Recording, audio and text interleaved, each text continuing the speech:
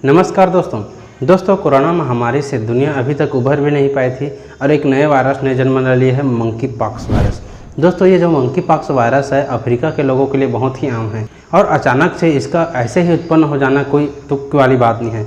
यह बहुत पहले से ही इन्फेक्शन इसका बढ़ता चला आ रहा है और आज के समय में यह अमेरिका, कनाडा और ब्रिटेन जैसे कई देशों में यह फैल चुका है। सबसे बड़ा कारण यही है कि यह ट्रॉपिकल रीजन से निकल करके बाहर कैसे निकल गया और इतनी जल्दी से कैसे स्प्रेड हो रहा है। चलिए दोस्तों, आज के इस वीडियो में हम बात करने वाले हैं मंकी पॉक्स वायरस के बारे में। यह सबसे पहले कहां देखा गया था और आज के समय में यह इतना ज़्यादा स्प्रेड क्यों हो रहा है। तो चैनल को सब्सक्राइब करके बेल आइकन हिट जरूर कर दीजिए।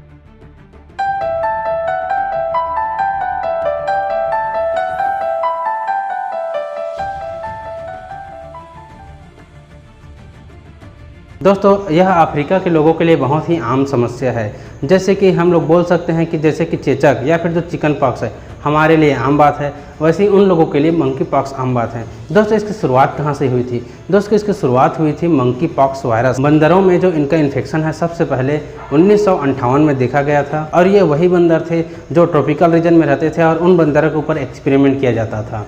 दोस्तों यह बात सबसे पहले सामने आई 1971 में डेमोक्रेटिक रिपब्लिक ऑफ कॉन्गो में। यहाँ पे एक छोटी 4 साल की जो कि बोडुला राइबेरिया की रहने वाली थी, इसको जो इन्फेक्शन हुआ था वैक्सीनिया वेरिओला इन्फेक्शन की वजह से हुआ था, जो कि मंकी पॉक्स एक टाइप ही है। लेकिन दोस्तों ये जानने वाली बात यह है कि जो मंकी पॉक्स वायरस है इसका जो सिम्टम है, ये इसके जो लक्षण हैं ये same to same chicken pox जैसे होते हैं या फिर जो चेचक होते हैं।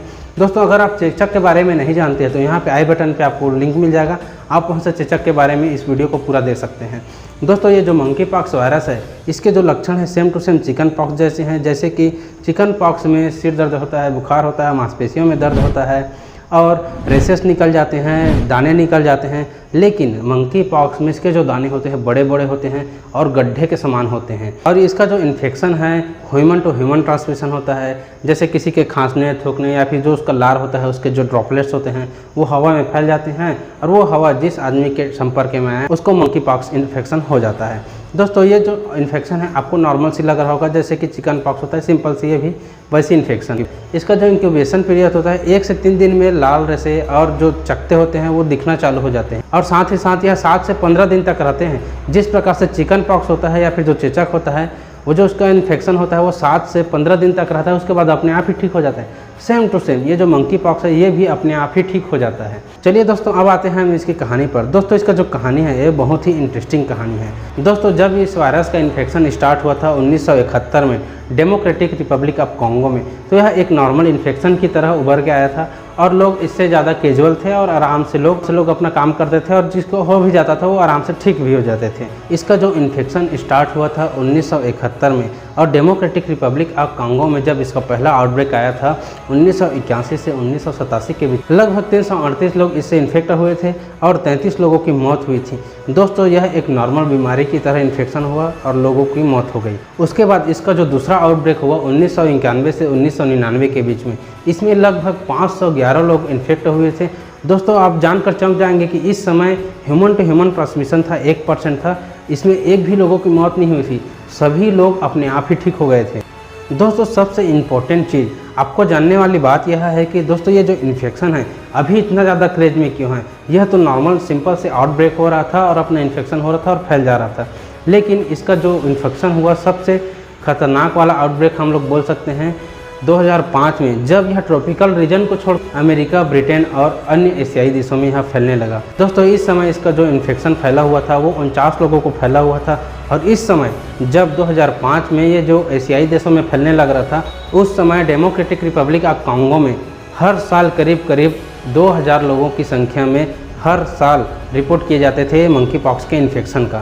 दोस्तों अब आपके मन में सवाल भी आ रहा होगा कि यह इन्फेक्शन इतना ज़्यादा फैल रहा था उस समय, तो इसके लिए टीका क्यों नहीं बनाया गया। दोस्तों उस समय भी टीके का ट्रायल चलने लग रहा था। इसका जो टीके का नाम था ACAM2000 था। दोस्तों ये जो ACAM2000 जो टीका था इसका जो यूज होता था स्मॉल पॉक्स में, उस समय जो स्मॉल पॉक्स था इसी टीके को उसका उपयोग किया जाता था और इस टीके का जब उपयोग किया गया मंकी पॉक्स में तो कुछ हद तक इसका जो रिजल्ट है पॉजिटिव भी आया और लोग ठीक भी होने लग रहे थे।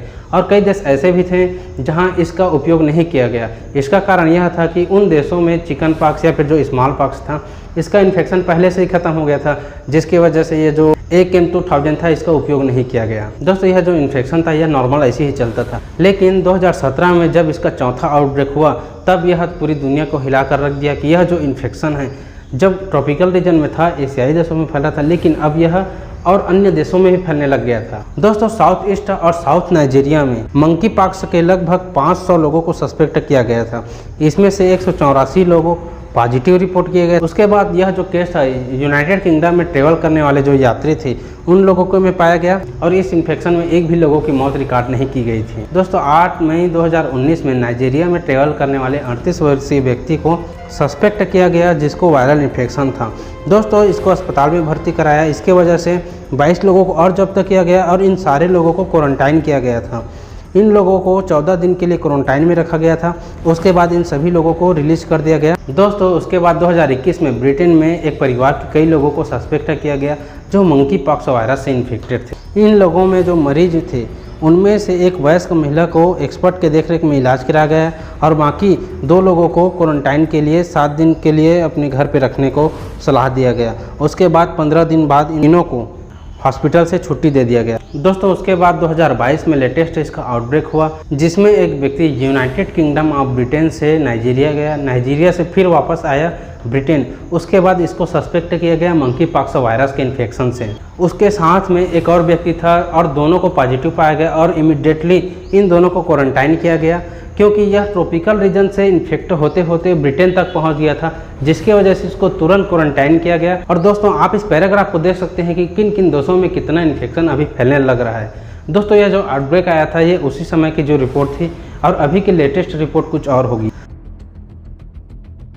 दोस्तों अब बात करते हैं कुछ फैक्ट्स के बारे में। यह इतना नॉर्मल है उसके बावजूद भी इसके बारे में लोग और WHO इतना बहुत ज़्यादा सीरियस क्यों है। What's different now is that we're seeing cases in other countries that normally don't have monkeypox. And this is very unusual. We've had the occasional outbreak or single case detected in a traveler from West Africa.